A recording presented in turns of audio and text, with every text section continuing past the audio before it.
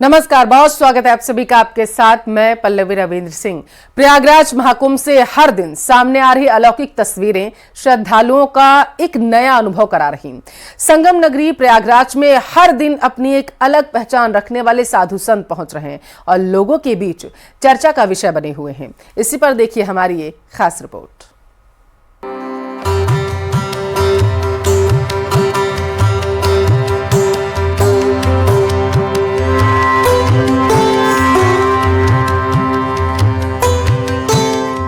भक्ति, आस्था और अध्यात्म के महापर्व महाकुंभ में हर दिन विशेष पहचान रखने वाले बाबाओं का आगमन हो रहा है।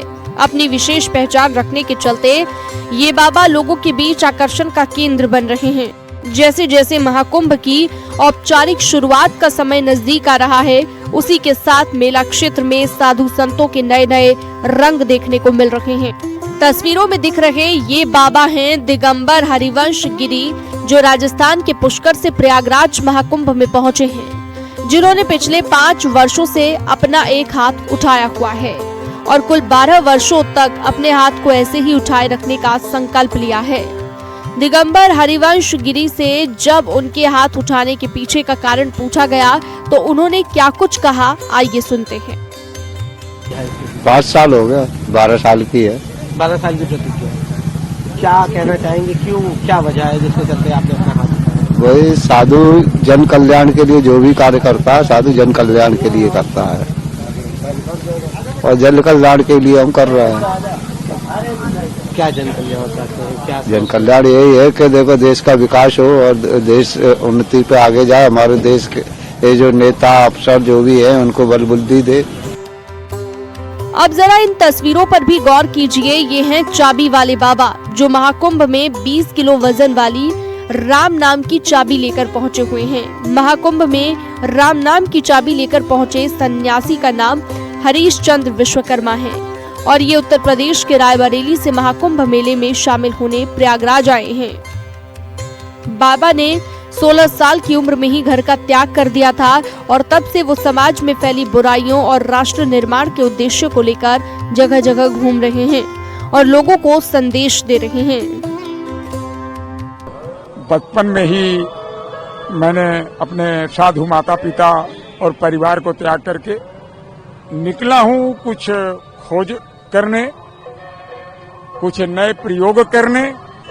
जो प्रेरणा मुझे परमपिता परमात्मा से मिली, जो भगवान विश्वकर्मा ने मुझे दिशा दी, तब मैंने 13 वर्ष की अवस्था में गृह त्याग कर दिया और तब से चिंतन मनन और सत्य सिद्धांतों की खोज करते हुए मैं यहाँ तक पहुँचा हूँ।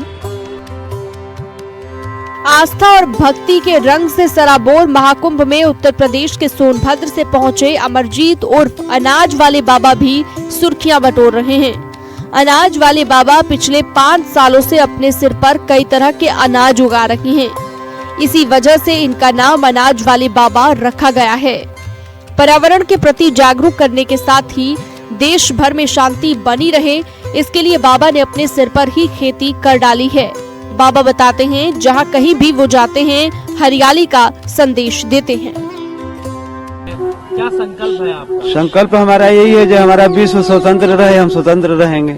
वही प्रसाद है, जौ है, चना है, मटर है, किराए है, इसी में पानी देते आके अपना हट करते हैं। जैसे लोग पंडाल में बैठे हैं, वहाँ लोग पंडाल में बैठ के सेवा करें, अपना यही साधना कर रहे हैं अपने विश्व के लिए। क्या करते हैं महाराज जी? क्या है इसमें आपके सर पर? ये हमारे सर पर जौ है, चना है, मटर है, किराए है, यही सब है। अच्छा, जी। जो उगेगी आपके सर पर? जी, जौ उग चुकी है, ये तो 24 दिन का हो गया है। अच्छा, अब इसमें दाना आने तक का सब हट है अपना। अच्छा। इसमें दाना आएगा, वही प्रसाद लोगों को बांट देते हैं। प्रसाद हो जाती है तो हमारा विश्व ठीक रहता है। ठीक है। दुनिया के सबसे धार्मिक आयोजन की शुरुआत 13 जनवरी को पौष पूर्णिमा से होगी और 26 फरवरी को महाशिवरात्रि के दिन समापन होगा। न्यूज 18 आपको हर दिन महाकुंभ मेले की आस्था और भक्ति के रंग से सराबोर कर देने वाली तस्वीरों से रूबरू कराता रहेगा। Bureau report, news 18।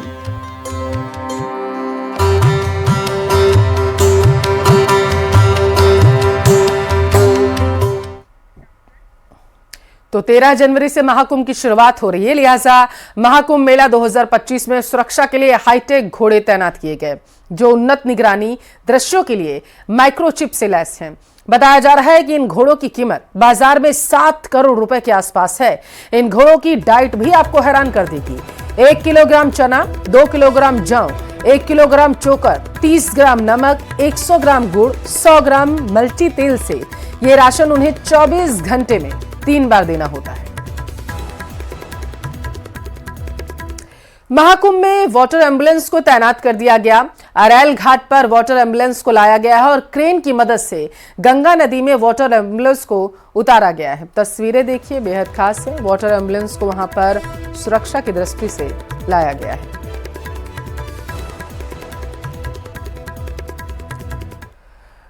कुंभ की बात हम लगातार कर रहे हैं, जिसको लेकर तैयारियां की जा रही हैं। इस बीच कुंभ में एंट्री को लेकर लगातार बयानबाजी हो रही। मुसलमानों की एंट्री पर लगातार साधु संत नाराजगी जता रहे हैं।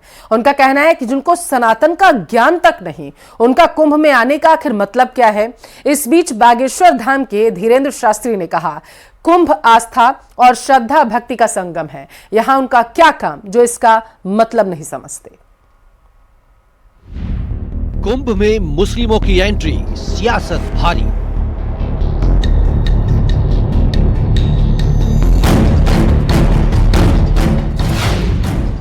साधु संतों की हुंकार, बैन पर तकरार।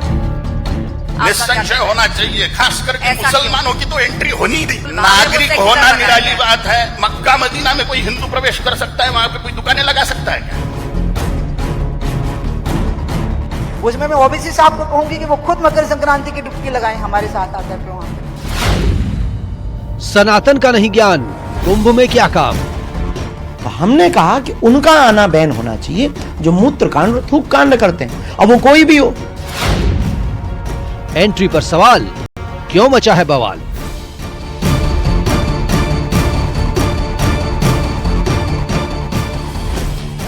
प्रयागराज में महाकुंभ शुरू होने को है। 14 जनवरी को पहला शाही स्नान है। कुंभ में मुसलमानों की एंट्री को लेकर लगातार बयानबाजी जारी है। साधु संत पहले ही ऐतराज जता चुके हैं। बागेश्वर धाम के धीरेन्द्र शास्त्री ने कहा कि जिन्हें सनातन का ज्ञान नहीं, उनका कुंभ में क्या काम है। कायदे में रहोगे तो फायदे में रहोगे। सबको आने का अधिकार है, लेकिन मर्यादा में, कायदे में। कायदे में रहोगे तो फायदे में रहोगे। आप मूत्र कांड नहीं करेंगे, आप थूक कांड नहीं करेंगे, आप केवल बिजनेस करने भर नहीं आएंगे, यहाँ की आस्था के प्रति भी अपनी निष्ठा रखेंगे। संगम की आस्था क्या है, कुंभ की आस्था क्या है, महाकुंभ की आस्था क्या है, संतों की महिमा क्या है, इसके बारे में अगर आपको नहीं पता तो आप आएंगे किस लिए? केवल बिजनेस करने? नो।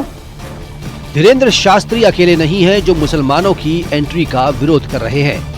न्यूज 18 के खास कार्यक्रम मध्य प्रदेश राइजिंग में कालीचरण महाराज ने भी ऐतराज जताया। उधर उमा भारती ने AIMIM प्रमुख ओवैसी को कुंभ में स्नान की सलाह दे डाली।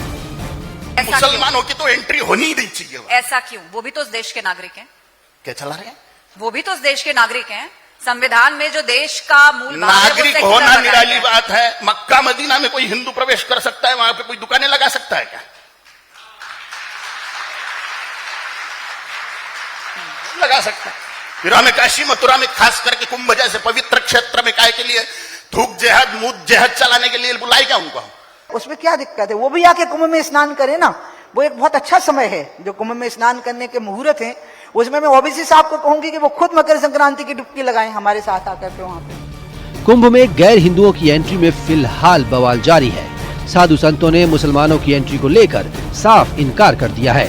Bureau report, news 18।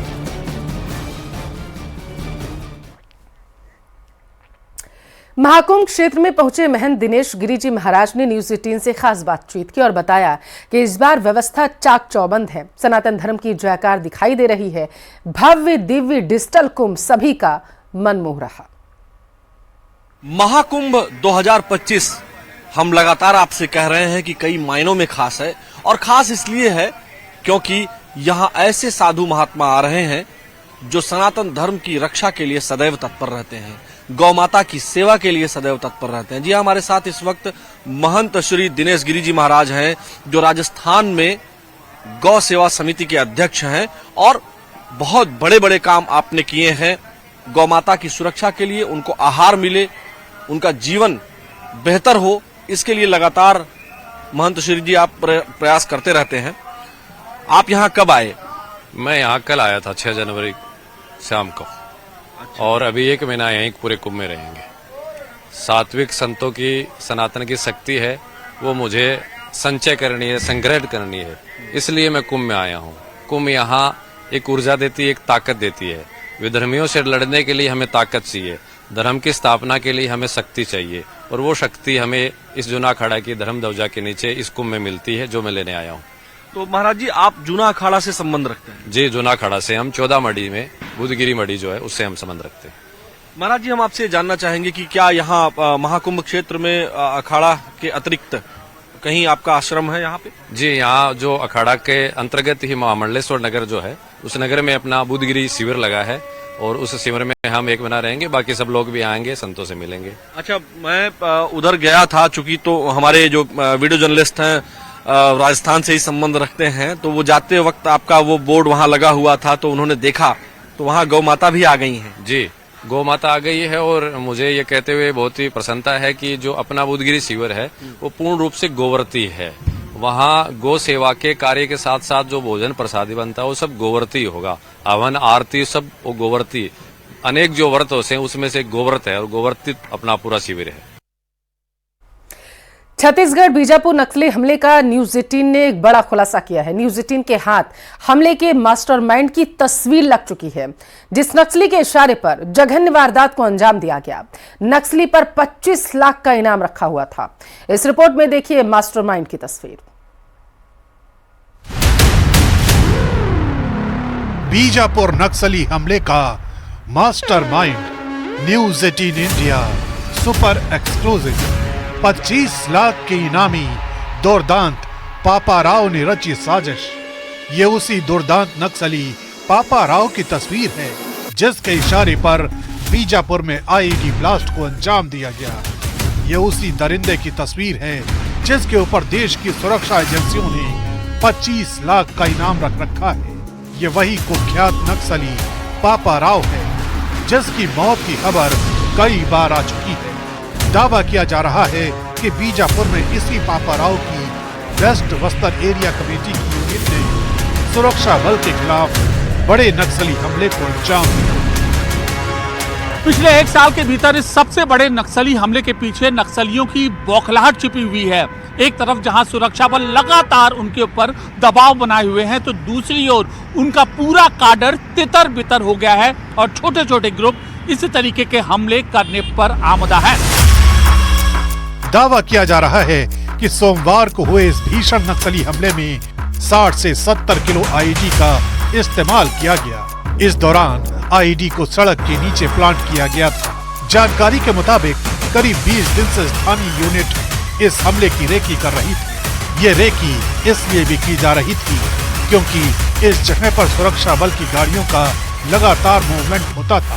सूत्रों के मुताबिक वेस्ट बस्तर एरिया कमेटी की इस स्थानीय यूनिट ने पहले से जानकारी जुटा ली। यूनिट को पहले से पता चल चुका था कि पुलिस का कॉम्बिंग ऑपरेशन दल आ रहा है, और फिर जैसे ही पुलिस की गाड़ी यहां से गुजरी, आईईडी में जोरदार धमाका हुआ। इस धमाके में 8 सैनिक और एक ड्राइवर शहीद हो गए थे। पापा राव की भूमिका 2010 में हुए सीआरपीएफ जवानों पर हमले में भी थी, जिसमें 70 से ज्यादा जवान शहीद हुए थे। खुफिया सुरक्षा एजेंसी के सूत्रों से यह भी पता चला है कि कमांडर पापा राव और लेंगू नक्सल ही इस कमेटी को ऑपरेट कर रहे हैं। दोनों दुर्दांत के ऊपर 25-25 लाख का इनाम है, जबकि साउथ बस्तर एरिया कमेटी की अगुवाई दुर्दांत नक्सली लीडर हिडमा कर रहा है, जिसके इलाके में कुछ महीने पहले ही फॉरवर्ड ऑपरेटिंग बेस की स्थापना हुई है। पिछले साल इस कमेटी के 10 सदस्यों ने पुलिस और सुरक्षा बल के सामने आत्मसमर्पण किया था। नक्सलियों की जिस कमेटी ने इस हमले को अंजाम दिया है, उससे पहले भी बस्तर के डिवीजन में वह अपनी खौफजदा जो गतिविधि है वह कायम रखने की कोशिश कर रही थी। 4 दिसंबर को बस्तर इलाके में ही 2 पूर्व सरपंचों की 24 घंटे के भीतर हत्या, उसकी एक कोशिश थी कि इलाके में कम से कम उसकी मौजूदगी खौफ की दर्ज हो। अब इस सबसे बड़े हमले के बाद आने वाले दिनों में सुरक्षा बलों द्वारा चलाए जा रहे ऑपरेशन भी और ज्यादा तेज होने की संभावना है। माना जा रहा है कि नक्सलियों के खिलाफ सुरक्षा बल की ताबड़तोड़ कार्रवाई और आत्मसमर्पण की खबरों ने नक्सलियों को भारी दबाव में ला दिया, जिसका असर ये हुआ कि पापा राव ने इस हमले की साजिश को अंजाम दिया। इतना ही नहीं, नक्सलवाद के खात्मे के लिए केंद्र सरकार ने जिस तरह से बड़े अभियान चला रखे हैं, उसकी वजह से भी नक्सली कमांडर तिलमिलाए हुए।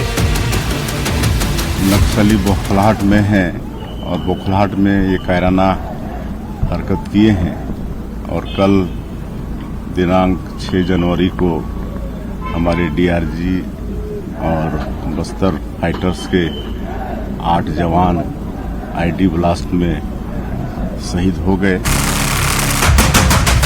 इस इलाके में सुरक्षा बल के 5 फॉरवर्डिंग ऑपरेटिंग बेस पोस्ट बन चुके हैं, जिनमें अर्धसैनिक बल और छत्तीसगढ़ पुलिस के जवानों का स्थायी कैंप है।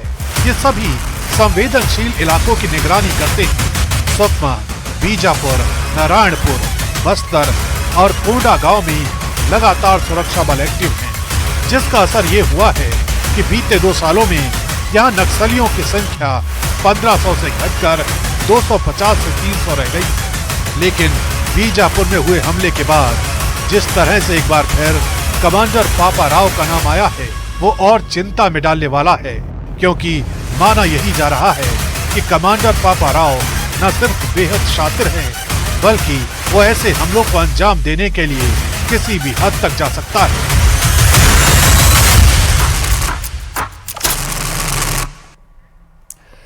एक पुलिस वाले के घर में तकरीबन 32 दिनों तक जासूस रहा, जिस जासूस की नजर बेडरूम से लेकर घर के हर कोने पर थी। क्यों अपने ही घर में बंधक बना था पुलिस वाला? देखिए अब तक का सबसे बड़ा डिजिटल अरेस्ट। इन 32 दिनों में क्या हुआ, सनसनीखेज खुलासा आपको हैरान कर देगा। ठगों ने बुना जाल, इंस्पेक्टर कंगाल।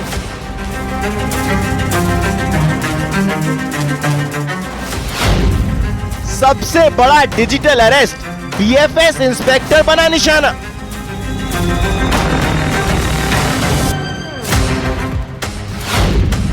बत्तीस दिन तक कैद, गवाया पैसा, जमीन और मकान। साइबर ठगों ने एमपी को ठगी का अड्डा बना लिया है। घंटों नहीं बीतते साइबर ठगी के नए मामले सामने आ जाते हैं। पिछले दिनों इंदौर में अब तक की सबसे बड़ी ठगी हुई थी। जालसाजों ने डिजिटल अरेस्ट कर 1.5 करोड़ तक ठग लिए थे। तो अब ग्वालियर में एक बीएसएफ इंस्पेक्टर को निशाना बनाया गया। ये अब तक का सबसे बड़ा डिजिटल अरेस्ट का मामला है। कोई 1-2 दिन नहीं, हफ्ते 2 हफ्ते नहीं, बल्कि 1 महीने से ज्यादा यानी पूरे 32 दिनों तक एक बीएसएफ के इंस्पेक्टर को डिजिटल अरेस्ट रखा गया। उससे करीब 71 लाख रुपए अकाउंट में ट्रांसफर करवाए गए। ठगों ने 32 दिनों तक ना किसी से मिलने दिया और ना किसी से बात करने दी और लाखों रुपए ठग लिए। देखिए, ग्वालियर के क्राइम ब्रांच थाने में एक एफआईआर हुई है, जिसमें डिजिटल अरेस्ट करके साइबर फ्रॉड किया गया है। तो हम लोग वेरीफाई कर रहे हैं। इन्होंने जो अलग अलग डेटा दिया है, बैंक अकाउंट दिए हैं, तो उसको वेरीफाई कर रहे हैं। बड़ा अमाउंट इसमें ट्रांसफर किया गया है। पीड़ित का नाम अबसार अहमद है। वो बीएसएफ टेकनपुर में इंस्पेक्टर पद पर है। 2 दिसंबर 2024 की सुबह 11:29 पर उसके पास एक व्हाट्सएप कॉल आया। कॉलर ने खुद को मुंबई साइबर और क्राइम ब्रांच का अफसर बताया। उसने कहा कि आपके खिलाफ मनी लॉन्ड्रिंग केस में गिरफ्तारी वारंट है। कई जगह आपके मोबाइल का गलत उपयोग हुआ है। डराया, धमकाया और कहा कि तत्काल आपको अरेस्ट किया जा रहा है। उसे धमकी दी गई कि फोन टेप हो रहा है। अगर किसी को भी इस बारे में बताया तो बच्चों और परिवार के लोगों को अरेस्ट कर लिया जाएगा। दिसंबर के फर्स्ट वीक में इनको कॉल्स आए कि इनका आधार कार्ड का यूज करके जो सिम ली गई है और जो अकाउंट्स यूज हुए हैं उसमें फ्रॉड हुआ है और उसके तहत करप्शन एजेंसी जांच कर रही है। तो इस चीज़ से काफ़ी डर गए थे, अकेले रहते थे, परिवार में भी किसी को नहीं बताया और इसकी जानकारी इन्होंने अपनी किसी भी सीनियर अथॉरिटी को भी नहीं दी थी। इस तरह 32 दिनों में उससे 34 ट्रांजैक्शन करवाए और 71,25,000 रुपए ट्रांसफर करवाए। इंस्पेक्टर ने 71 लाख ट्रांसफर करने के लिए अपने एक मकान को बेच डाला। जो एडवांस पैसा मिला उसे ठगों को दिया। डिजिटल अरेस्ट का ये खेल करीब 32 दिनों तक चला। बीएसएफ इंस्पेक्टर परेशान रहता था, अपने बेटे से बात करता था लेकिन अपने साथ हो रहे जालसाजी को नहीं बताया। जब बेटे को शक हुआ तो जोर डालकर पूछा तो 32 दिन के राज से पर्दा उठा। बाद में जब इनके पुत्र यहाँ आए, उनको पता लगा कि कुछ परेशानी में है। उनके पूछने के बाद इन्होंने पूरी घटना बताई है। इस पूरे प्रोसेस में इन्होंने काफ़ी जो इनका बैंक में अकाउंट था उस अकाउंट को ट्रांसफ़र किया अलग अलग अकाउंट्स में। आज ये क्राइम ब्रांच थाने आए थे, उसकी एफआईआर की गई है। ये अब तक की सबसे बड़ी ठगी है। सरकार के द्वारा भी डिजिटल अरेस्ट को लेकर लोगों को सतर्क किया जा रहा है। कॉल पर संदेश भेजे जा रहे हैं कि अगर इस तरह के कॉल आए तो घबराएं नहीं, लेकिन ठगों के इस रैकेट को खत्म कैसे किया जाए, इस पर कोई अब तक कड़े कदम नहीं उठाए गए हैं। आखिर में सवाल क्या सिर्फ कॉल पर मैसेज सुनकर डिजिटल अरेस्ट को खत्म किया जा सकता है? आखिर कैसे रैकेट पर लगाम लगेगा? Bureau report, news 18।